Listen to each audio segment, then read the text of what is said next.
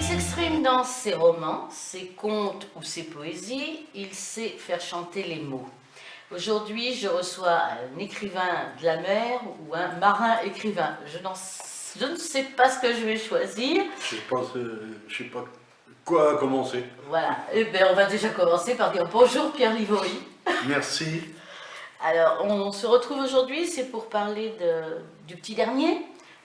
Bah oui, virgule, la petite anguille. Alors, c'est quoi, virgule, la petite anguille? Quelles aventures elle vit? Alors, c'est basé sur une aventure de gamin où j'avais pêché quelques civelles et où je les avais mises dans un aquarium pour les regarder grandir. Et donc, un jour, ça m'est revenu. Je les avais pêchés dans un lavoir à Saint-Pierre, à Saint-Pierre-Quiberon, et je les ai regardés grandir, effectivement. Et puis, j'ai eu envie d'écrire cette histoire, enfin, de broder sur cette histoire.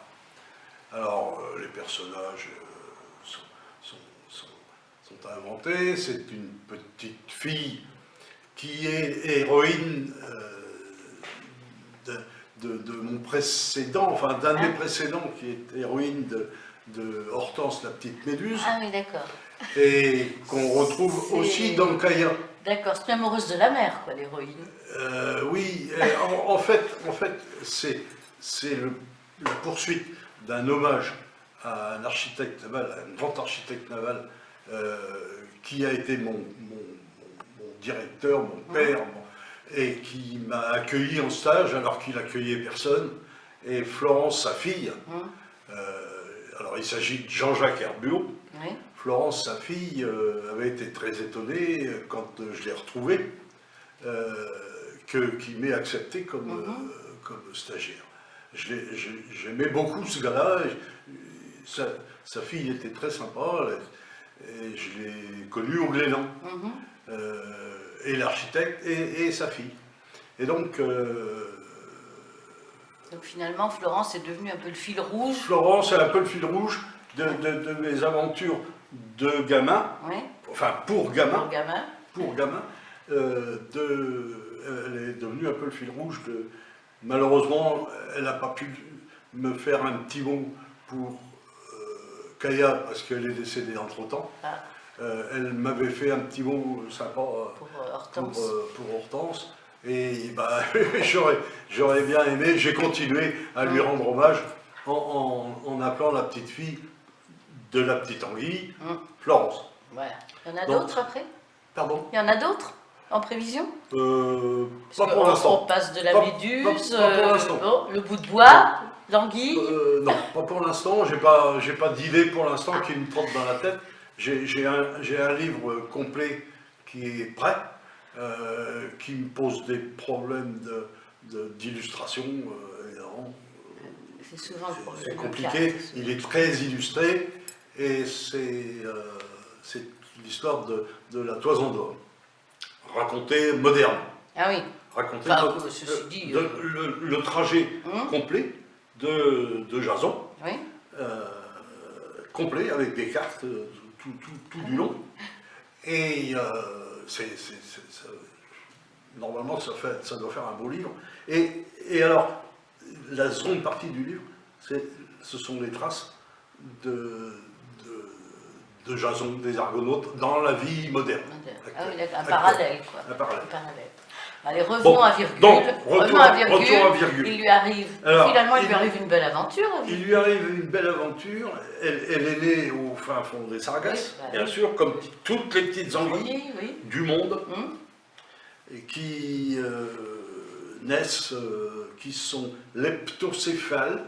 Wow. C'est un mot savant, hein? Un mot savant que j'ai glissé dans le texte.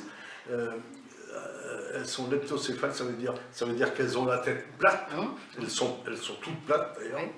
Et au fur et à mesure, elles se nourrissent dans les sargasses. Ça reste 2 ans environ. Et ensuite, elles sont emmenées par les courants.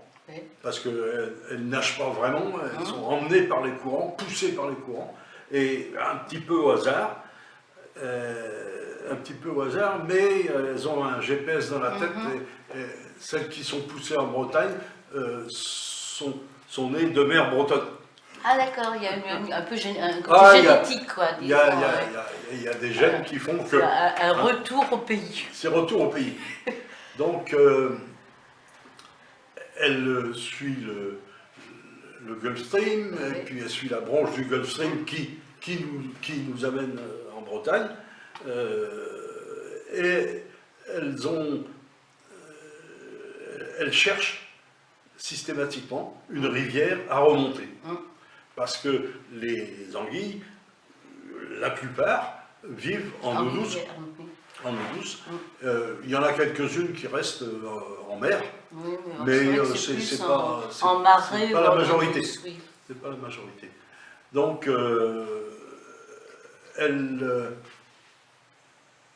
Florence l'a pêché et elle se met à parler. Et voilà. La petite anguille se met à parler et se met à raconter sa vie. Et on n'en dira pas plus. Sa vie de civelle. Voilà. On va s'arrêter là pour Voilà, pour garder le faut suspense. pas déflorer. On ne peut pas tout dire, hein, quand même. Alors, comment passe-t-on, enfin, ou est-ce complémentaire, le fait d'écrire donc de la littérature pour les enfants, des contes pour enfants, et adultes éventuellement, mais disons, Les adultes ne s'ennuient pas. après avoir écrit des romans, des recueils de nouvelles, comment se fait la mutation? Ça a été un ordre Ah, donné par une de mes petites filles ah, qui a constaté que j'écrivais des livres et qui a dit « Je veux que tu m'en écrives un pour moi ». d'accord. Ah bah oui, à 8 ans, les désirs sont des ordres et j'ai obtempéré. Et j'ai commencé par La Petite Méduse. La petite méduse. Pour Célia, ma petite fille. Et pour ses copains, ses Bien copines, sûr. ses frères, ses cousins, enfin. Et elle avait une cousine qui lisait super bien, qui a lu le bouquin Méduse en 3 jours. Et puis elle en a bavé. Parce qu'elle avait quelques difficultés à lire, et malgré ses 8 ans, elle a eu un petit peu de mal, les coups de pied aux fesses de son père, qui a insisté pour « Dis donc, t'as demandé un livre à ton grand-père. Ouais, Hein, tu te débrouilles, maintenant tu le lis. Maintenant tu le lis. » Bon. Et d'ailleurs, il a été sollicité parce que, comme je ne prends pas en général les enfants pour des bébés, je parle français. Normalement, oui. Normalement, je leur parle non pas comme à des adultes, mais pas à des bébés, Oui. à des enfants. Pas bébé. Et il y a quoi. des mots de vocabulaire que même le père connaissait pas.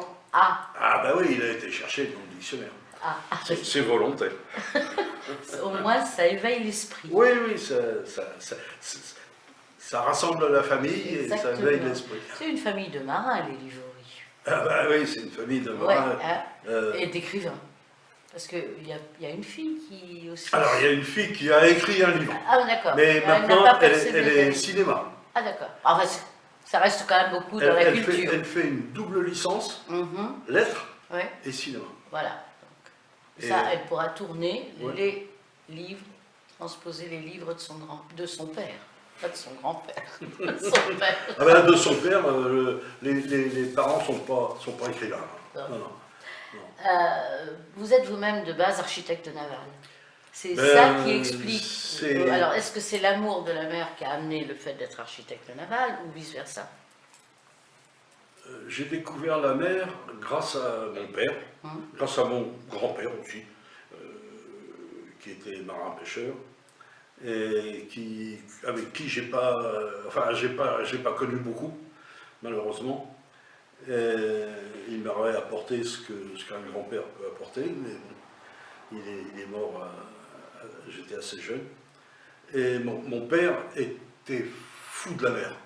Il était pêcheur amateur, mais polyvalent. Oui. Il mettait des casiers, il mettait des filets. Et il nous a inculqué la mer. Les poissons, les coquillages, les algues, enfin, j'ai appris des noms scientifiques. Inoculé la mer. Inoculé. Vraiment. Il a fait inoculé. le vaccin. Donc, je ne pouvais pas je ne savais pas ce que j'allais faire comme métier quand j'étais petit, mais je savais pertinemment que ce serait la mer. J'ai failli faire marine marchand, c'était très, très tangent. Et puis Jean Bulot, qui est un bon copain, qui a fait une préface d'un de mes livres. Les marins écrivent à l'encre salée. Hein? Les marins écrivent à l'encre... Ah non, non, on perd les océans. Non, c'était pour déferlant. Ah, Déferlant. j'avais tout faux. C'était pour déferlant. J'avais tout faux. C'était pour déferlant. Il a écrit, je ne comprends pas comment Livry n'est pas devenu marin. Vraiment marin, marine marchand. Alors, je lui ai répondu, mais il faut bien que quelques-uns restent à terre pour construire les bateaux Logique. dans lesquels vous naviguez. Et j'ai choisi la construction. La construction. C'est venu tout doucement. J'aimais le bois, j'aimais bricoler, bon.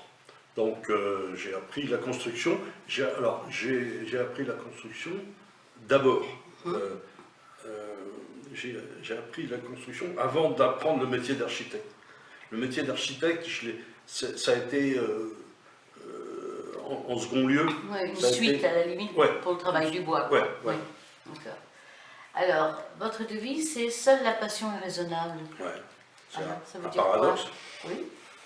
Parce que bon. Ça veut dire que seule la passion vaut d'être vécue.